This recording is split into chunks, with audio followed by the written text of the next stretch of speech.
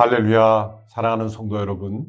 오늘이 교회 40주년을 맞이해서 함께 가지게 되는 특별 순예배 5주차입니다. 이번 순예배 주제는 맞춤 전도입니다. 오늘이 교회는 2001년부터 현재 이르기까지 새로운 전도 패러다임을 시행하고 있습니다. 맞춤 전도라고 일컫는 이 전도 패러다임은 복음을 전하는 전달자 중심의 패러다임에서 복음을 듣고 받아들이는 수용자 입장, 또 복음을 들어야 하는 전도 대상자 중심의 전도 패러다임이라고 말할 수가 있습니다. 복음을 전해 듣는 사람들의 상황과 삶의 문제, 정서적인 필요, 그리고 사회적 상황을 알지 못하고 우리가 깨달은 복음, 또 내가 전하고자 하는 말씀을 전하는 방향으로 지금까지 전도가 이루어져 왔습니다. 이러한 전도가 효과가 없는 것은 아닙니다. 복음의 능력은 어떤 사람, 어떤 대상에든지 전해질 때 성령님께서 역사하시는 그 은혜를 우리가 체험할 수 있기 때문입니다. 그러나 때로 복음을 전하는 자들이 자신이 전하고자 하는 그 내용에 몰두하다 보면 그 복음을 전해 듣는 사람들의 삶에 필요한 문제를 간과하기가 쉽습니다. 그러므로 동일한 복음을 전하면서도 복음을 듣는 전도 대상자의 입장과 상황과 필요에 보다 더 민감하게 우리가 배려하며 반응하며 복음을 전한다면 그 전도의 효과가 더 배가 될 것이라고 생각하는 것입니다. 이러한 전도 패러다임이 2001년부터 온누리교회에서 시행되어 왔고 지금까지 교회 전체적으로는 맞춤 전도 집회라는 그러한 타이틀로 시행되어 왔습니다. 우리가 익숙한 교리적인 또 교회적인 언어로 복음을 전하는 것이 아니라 그 시대에 적합한 또 생활에 익숙한 언어를 통해 복음을 전하는 그런 방식으로 전해져 왔습니다. 지금까지 온누리 교회 전체적으로 통계를 보면 약 71번 지난 번에 열렸던 법조인 맞춤 전도 집회까지 71번 열렸고 총 참석한 대상자들이 38,657명이 참석했습니다.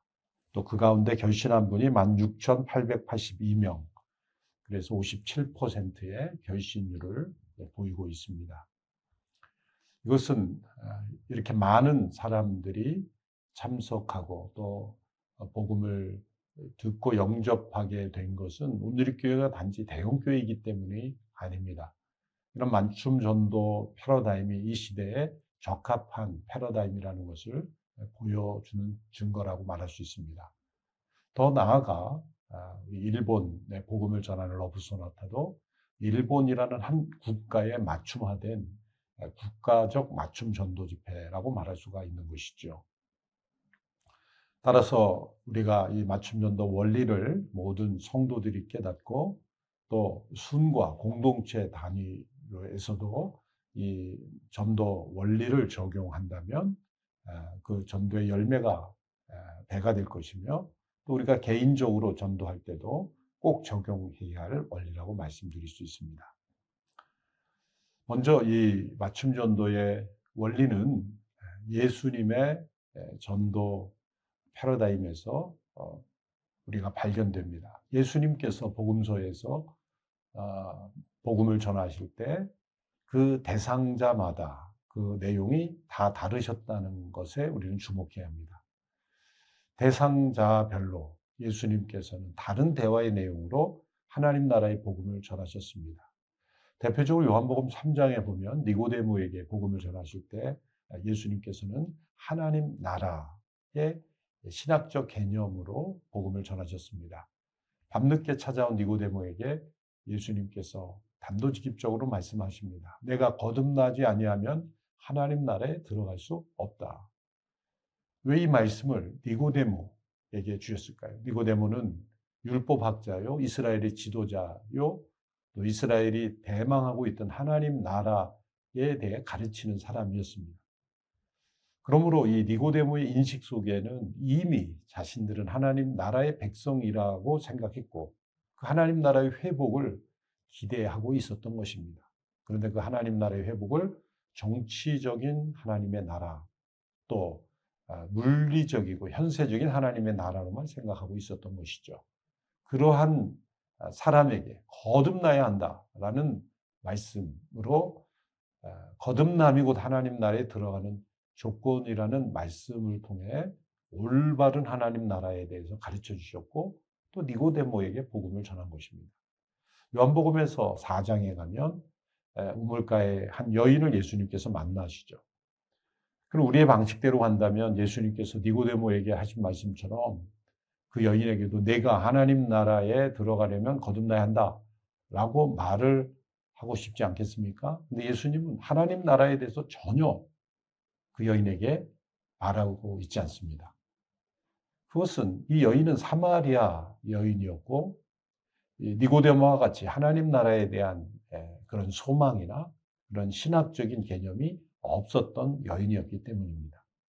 이 여인에게는 오히려 우물가에서 물을 달라라고 접촉을 하셨고 또 당신은 유대인인데 왜 이방 여인에게 물을 달라라고 하느냐라고 했을 때 물을 달라고 하는 이가 누구인지 알았더라면 내가 주었을 것이다. 그리고 내가 주는 물을 먹는 자는 영원히 목마르지 아니하리라 라는 그 유명한 말씀을 주셨습니다. 결국 예수님께서는 이 사마리아 여인에게 하나님은 생명의 물의 근원이시다.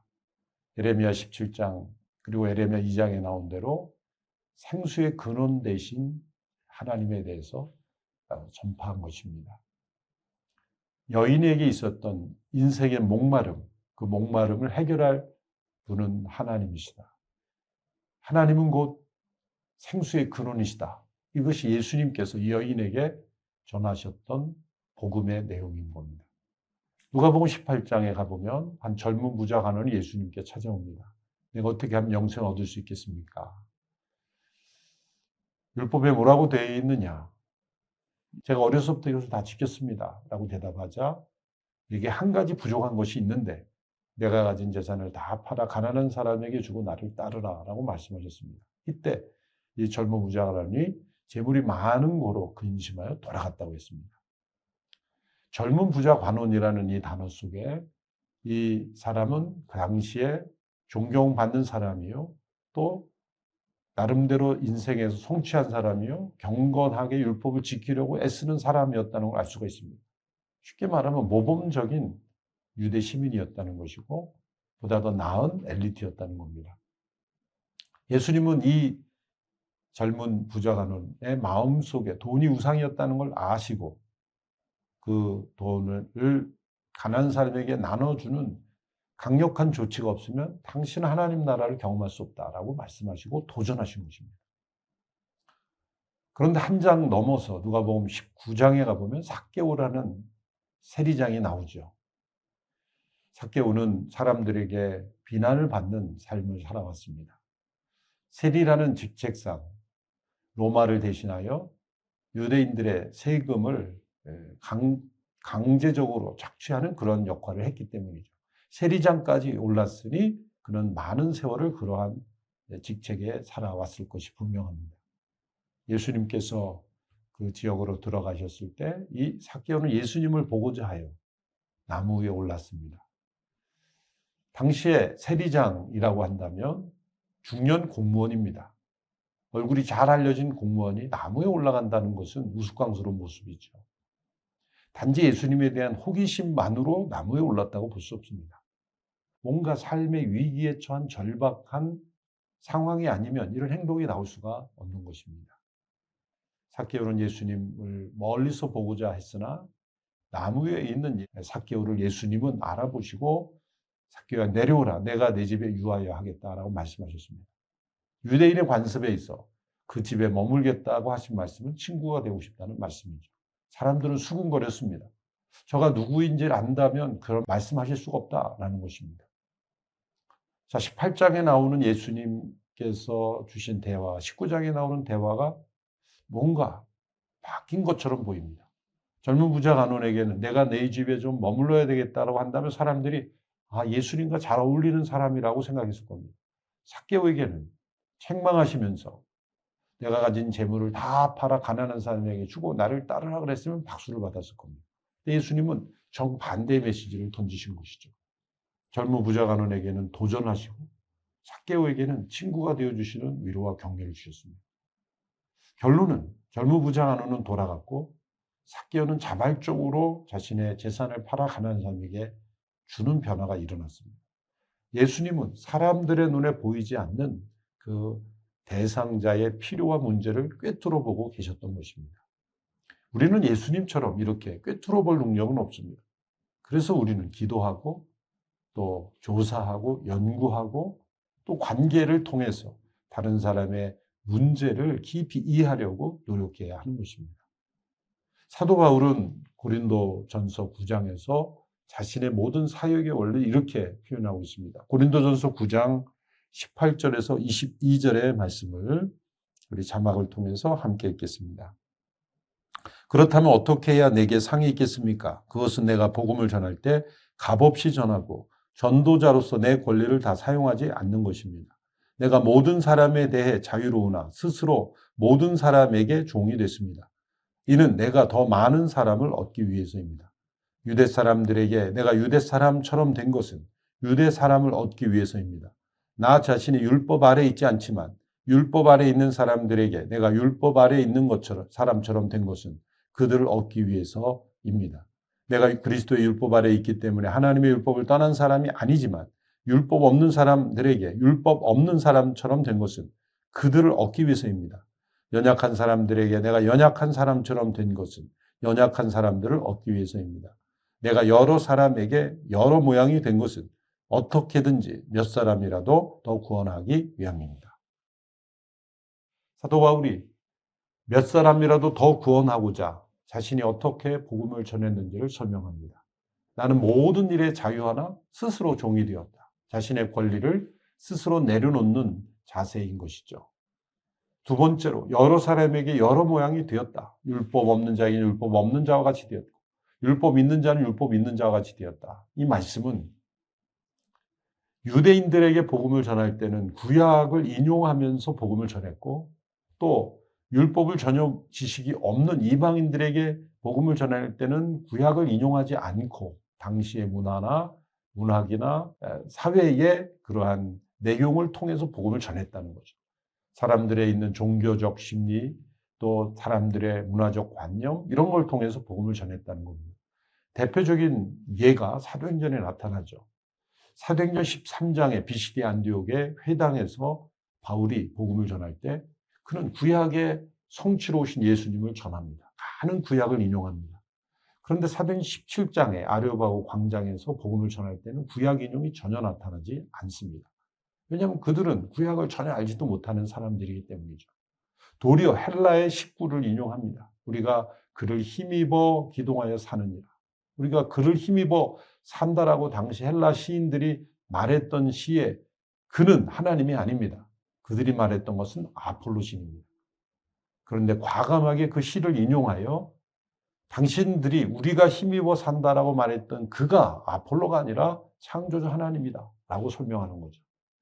또 아테네 신전에 있을 때 그들이 많은 우상을 만들어 놓고 그 신들의 이름을 다 적어 놓고 나서 마지막에 알지 못하는 신에게라고 이름을 붙여놓은 것을 보았다고 말합니다.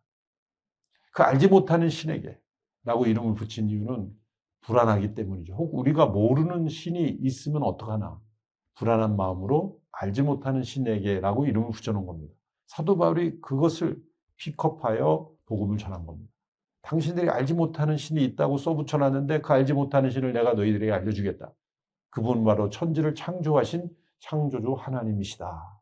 손으로 만든 신의 전에 거하지 아니하는 만물을 창조하신 하나님이 그분이시다. 이렇게 복음을 전했던 겁니다. 이렇게 사도행전 13장의 비시디아 안디옥의 설교와 아레오바고 광장에서의 이 바울의 설교는 전혀 다른 내용과 어프로치를 전하고 있습니다. 율법 있는 자에게는 율법 있는 자와 같이, 율법 없는 자에게는 율법 없는 자와 같이. 사역에서도 마찬가지죠.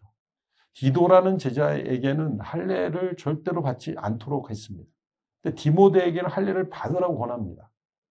왜 이런 서로 다른 카멜레온 같이 서로 다른 그런 사역의 방향을 정하는 것일까요? 복음을 듣는 사람들이 디도가 사역하는 대상은 할례를 받아서는 안 되는 사람이었고, 디모데가 사역하는 대상은 할례를 받는 것이 더 복음 전파에 도움이 되었기 때문입니다. 모든 초점이 어디에 있습니까? 복음을 듣는 대상자에게 초점을 맞추고 여러 사람에게 여러 모양이 되었다는 겁니다. 왜냐하면 그들을 구원하고자 하였기 때문입니다. 이러한 맞춤전도 원리는 성경 전체에서 하나님의 맞춤 사역 혹은 원리에 나타납니다. 종교개혁자 장 칼뱅은 영어로 accommodation of God, 하나님의 맞춤이라는 주제를 깊이 연구한 종교개혁자입니다. 그는 세 가지 비유를 통해 하나님의 맞춤 사역을 설명합니다. 첫 번째는 아버지입니다. 아버지가 자녀에게 자녀의 눈높이에서 출발해서 그 자녀에게 맞추어 자신을 낮추어 설명해 주듯이 하나님은 우리 아버지로서 그렇게 대하십니다. 두 번째, 의사로서 환자를 대할 때 여러 명의 환자를 동시에 치료할 수는 없습니다.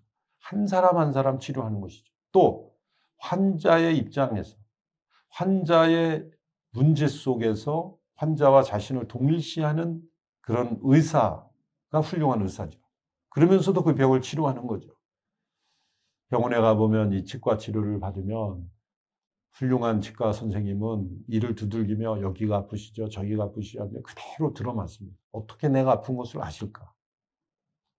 그것은 오랜 경험을 통해 환자의 입장에서 환자와 자신을 아이덴티피케이션 한 거죠.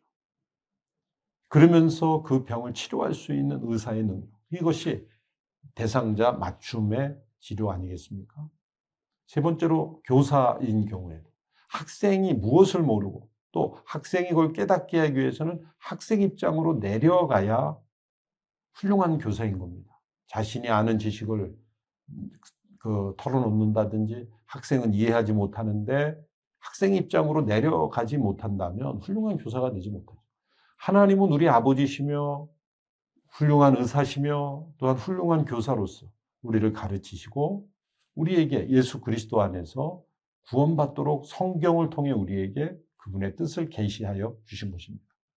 우리에게 성경을 주신 것 자체가 하나님의 낮아지심이요. 또 예수 그리스도의 성육신을 통해 우리에게 하나님 나라로 들어갈 수 있는 길을 주셨고 성령님은 우리에게 그 복음을 전해서 깨달을 수 있도록 역사하셨습니다. 이 삼위일체 하나님의 맞춤 사역, 하나님의 이 맞춤, accommodation of God, 그리고 예수 그리스도의 성육신, incarnation of Jesus, Son, 그리고 성령님께서 우리 각 사람에게 복음을 적용하시는 contextualization of Holy Spirit, 성령님의 상황화, 이 세 가지가 바로 이 맞춤 전도의 신학적 원리인 것입니다. 선교지에서는 선교사들이 복음을 전할 때 그 복음을 전하는 대상자, 민족과 문화를 깊이 연구하고 또 그들에게 성육신적인 태도로 나아가려고 노력을 많이 합니다. 이러한 선교적 원리는 우리 복음을 전하는 우리들에게도 적용되어야 하는 것이 마땅합니다. 오늘 예수님께서 보여주신 원리대로 또 사도 바울의 원리대로 삼위일체 하나님의 이 맞춤 사역 원리가 우리의 전도에 적용되어야 합니다. 교회적으로는 맞춤 전도 집회라는 이름으로 함께 대상자를 정하여 함께 초청하여 복음을 전합니다.